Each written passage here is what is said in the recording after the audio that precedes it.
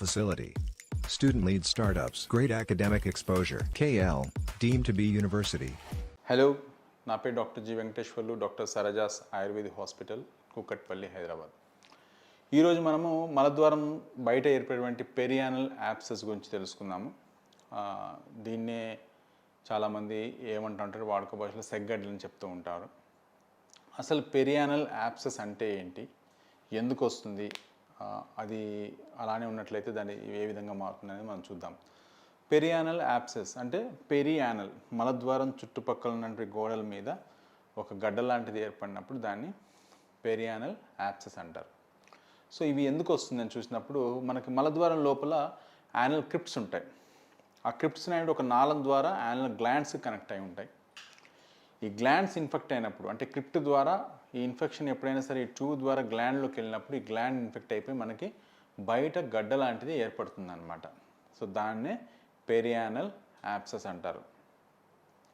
So ఈ perianal యాబ్సెస్లో లక్షణాలు ఎలా ఉంటాయి, వాటికి ట్రీట్మెంట్ పద్ధతులు ఎలా ఉంటాయి చూసినప్పుడు మనకి ముఖ్యమైన లక్షణం వచ్చేసేసి పేషెంట్కి ఆ మలద్వారం చుట్టుపక్కల ఒక గడ్డ లాంటిది ఏర్పడము, కూర్చున్నా కానీ నొప్పి, కంటిన్యూస్గా పెయిన్ ఉండడము, నిలబడలేరు, కూర్చోలేరు, గాలి తీసుకోలేరు. ఒక్కొక్కసారి ఆ పెరియానల్ యాబ్సెస్ కానీ బాగా పెద్దగా ఉన్నట్లయితే దాని నిండా చీము నిండినప్పుడు పేషెంట్కి జ్వరం కూడా రావడం జరుగుతుంది అనమాట. బాగా చలితో కూడిన జ్వరం రావడం అనేది కూడా మనకి ఈ పెరియానల్ యాబ్సెస్లో చూస్తూ ఉంటాం. సో కొన్నిసార్లు ఈ పెరియానల్ యాబ్సెస్ ఏమవుతాయంటే ఆటోమేటిక్గా బర్స్ట్ అయిపోతాయి. ఒక 4 రోజులు పేషెంట్ కొంచెం పెయిన్ అది భరించగానే ఒక దగ్గర సన్నగా మొనతేలి ఆ ఏరియాలో బర్స్ట్ అయిపోయి అక్కడ నుంచి చీము గారిపోవడం అనేది జరుగుతుంది అనమాట. సో అలా కాకుండా ఒక్కొక్కసారి పేషెంట్కి ఈ గడ్డ పగలకుండా, అంటే యాబ్సెస్ బాగా డీప్గా ఉన్నప్పుడు పేషెంట్కి బయటికి పగలకుండా ఏమవుతుందంటే జ్వరం అనేది కంటిన్యూస్గా వస్తూ ఉంటుంది. అండ్ ఆ గడ్డ అనేది కొంచెం ఎక్స్టెండ్ అవుతూ ఉంటుంది అనమాట. మలద్వారం బయటికే కాకుండా మలద్వారం లోపల గోడల ద్వారా పైకి వెళ్ళిపోతుంది అనమాట. రెక్టమ్ దగ్గర కూడా మనకు ఒక్కొక్కసారి ఈ యాబ్సెస్ అనేది ఎక్స్టెండ్ అవుతుంది. అప్పుడు ఏమవుతుందంటే పేషెంట్ కంటిన్యూస్గా ఫీవర్స్ ఉంటా ఉంటాయి. అప్పుడు మనం కొన్ని రకాల టెస్టుల ద్వారా పేషెంట్కి యాబ్సెస్ ఎంత పెద్దగా ఉంది ఏంటి చూసుకొని వాటిని సర్జరీ ద్వారా బయట ఓపెన్ చేసి వాటికి వెళ్ళి పస్ తీయడం అనేది జరుగుతుందన్నమాట. సో ఈ విధంగా మనకి పెరియానల్ యాబ్సెస్ అనేది ప్రజెంటేషన్ అనేది మనకు కనిపిస్తూ ఉంటుంది. సో ఇందాక చెప్పినట్లుగా కారణం అనేది ముఖ్యంగా అయితే మనకి యానల్ గ్లాండ్ ఇన్ఫెక్షన్. సో ఈ పెరియానల్ యాబ్సెస్ ఎన్ని రకాలుగా ఉంటాయి మనం చూసినప్పుడు మనకి మలద్వారం చూడండి, ఇంటర్స్పింట్రిక్ యాబ్సెస్ జస్ట్ మనకి ఆ మలద్వారం చుట్టుపక్కల 2 గోడల మధ్యలో, అంటే ఇంటర్నల్ స్పింటర్ ఎక్స్టర్నల్ స్పింటర్ మధ్యలో ఉన్నప్పుడు అది బయట చిన్న వాపులాగా వస్తుంది అన్నప్పుడు దాన్ని ఇంటర్స్పింట్రిక్ యాబ్సెస్ అంటారు. ఈ యాబ్సెస్ అనేది మనకి లో ఇంటర్స్పింట్రిక్, మిడ్ ఇంటర్స్పింట్రిక్, హై ఇంటర్స్పింట్రిక్ యాబ్సెస్ ఇలా డిఫరెంట్ టైప్స్ ఉంటాయన్నమాట. సో ఈ యాబ్సెస్ అనేది మనం చూసినప్పుడు ఏంటంటే పేషెంట్కి మోషన్కి వచ్చే మార్గానికి చాలా దగ్గరలోనే ఒక చిన్న గడ్డలాగా అనేది ఏర్పడేసేసి కూర్చున్నప్పుడు నొప్పిలాగా ఉంటుంది. దీన్ని ఇంటర్స్పింట్రిక్ యాబ్సెస్ అంటారు. అలా కాకుండా ఇస్క్యురెటల్ యాబ్సెస్, ఈ ఇంటర్స్పింట్రిక్ యాబ్సెసే మనకు ఒక్కోసారి ఏమవుతుందంటే ఈ ఎక్స్టర్నల్ స్పింటర్ని క్రాస్ చేస్తే మనకి మలద్వారం బయట ఉన్నటువంటి ఫ్యాట్లోకి వెళ్ళిపోతుంది అనమాట. ఇస్క్యురెటల్ ఫోసా అంటారు దాన్ని.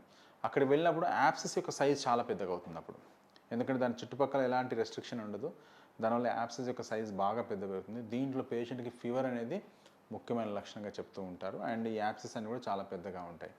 సో ఇవి జనరల్గా బర్స్ట్ అయినప్పుడు మనకి ఇవి చాలా కాంప్లెక్స్ ఫిస్టులాస్గా మారుతూ ఉంటాయి. ట్రాన్స్పింట్రిక్ ఫిస్టులాస్ అంటారు. ఒక్కొక్కసారి సూప్రాస్పింట్రిక్ ఫిస్టులాస్, ఇవి లోపల మలద్వారం లోపల నుంచి ఇన్ఫెక్షన్ ఇంటర్స్పింట్రిక్ స్పేస్ ద్వారా పైకి వెళ్ళి అక్కడ ఎక్స్టర్నల్ స్పింటర్ని క్రాస్ చేసి ఈ ఇస్క్యురెటల్ ఫోసాలకు రావడం జరుగుతుంది అనమాట. వీటన్నిటి కూడా సూప్రాస్పింట్రిక్ ఫిస్టులాస్ అంటూ ఉంటారు. సో ఎనీహౌ ఏదైనా సరే మనకి పేషెంట్కి యాబ్సెస్ ఏర్పడినప్పుడు ఏంటంటే డాక్టర్ గారి దగ్గరికి వెళ్ళినప్పుడు ఒక్కసారి ఎగ్జామిన్ చేసి ఎంఆర్ఐ కానీ ఎండోయానల్ స్కాన్ కానీ సజెస్ట్ చేయడం జరుగుతుంది. ఒక్కోసారి ఇవి లేకుండా కానీ పేషెంట్కి చాలా ఫీవర్ కానీ పెయిన్గా ఉన్నట్లయితే దానిపైన లోకల్ అనస్థిషియాలో అంతవరకు ఒక చిన్న నిక్కిచ్చి దానికి వెళ్ళి మనం పస్ అనేది బయట తీసేయచ్చు. కాకపోతే ఏంటంటే పేషెంట్కి మనం ఎష్యూరెన్స్ ఏమి ఇవ్వాలంటే కంపల్సరీగా యాబ్సెస్ అయిన తర్వాత మీరు ఒక్కసారి ఎంఆర్ఐకి వెళ్ళండి, లేకపోతే ఎండోయానల్ స్కాన్కి వెళ్ళినట్లయితే ఫిస్టులా ఉన్నట్లయితే మీరు రూల్ అవుట్ చేసుకోవాలి కంపల్సరీగా.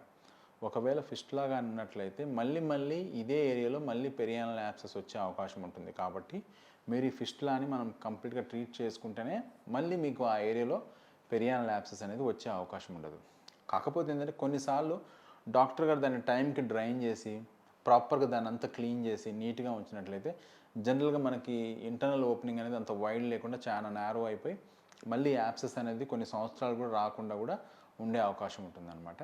సో ఈ విధంగా మనకి పెరియానల్ యాక్సెస్ వచ్చినప్పుడు డాక్టర్ గారి దగ్గరికి వెళ్ళినప్పుడు ఏంటంటే డాక్టర్ గారు ఎగ్జామిన్ చేసి దాన్ని కొన్ని రకాల పరీక్షలు చేసి ఇన్సిషన్ అండ్ డ్రైనేజ్ అంటారు. ఈ ప్రొసీజర్ ద్వారా ఆ లోపల పస్ తీసినట్లయితే పేషెంట్కి పెయిన్ తగ్గి చాలా కంఫర్ట్గా ఉంటారు. కాకపోతే తర్వాత మీరు ఒక్కసారి ఫిస్టులాని రూల్ అవుట్ చేసుకొని దాన్ని బట్టి మనం ట్రీట్మెంట్ చేసుకున్నట్లయితే ఈ పెరియానల్ యాక్సెస్ అనేది మళ్ళీ రాకుండా ఉండే అవకాశం ఉంటుందండి. Thank you. మరిన్ని వీడియోస్ కోసం ఛానల్ ని సబ్స్క్రైబ్ చేయండి. లేటెస్ట్ అప్డేట్స్ కోసం వాట్సాప్ ఛానల్ ని ఫాలో చేయండి. And link International